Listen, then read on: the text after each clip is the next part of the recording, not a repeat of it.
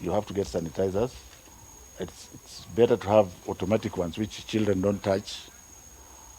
And more specifically in the kitchen where you are preparing the food for the children, you must make sure that you have increased water points and more sanitizers so that the cooks there or the food handlers have the opportunity to wash their hands as many times as possible and to sanitize as many times as possible as they touch the food. Okay? Is there anything that we started in Tambach? We are here now. We shall proceed perhaps tomorrow because time has gone to Kibabi and Eregi and perhaps end up with Ugenya, and that would be good enough. I'm just sampling to see.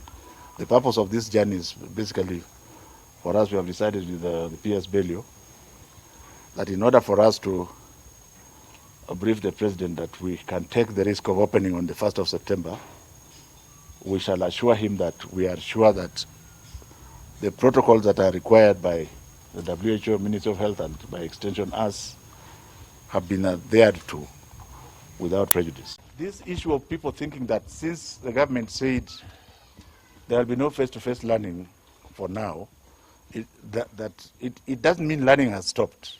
Yes, sure. The government is still going to engage both internal and external stakeholders so that we intensify online training. Sure. So this idea that, oh, now everything should be stopped because there's no learning, and this even goes to private schools. Let them continue. Their teachers should continue to provide learning for children. Sure.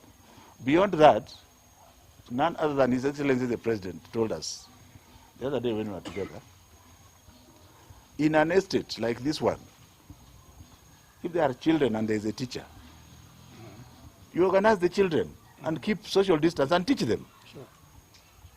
And the example he gave us, even of he himself teaching a child to create a small farm.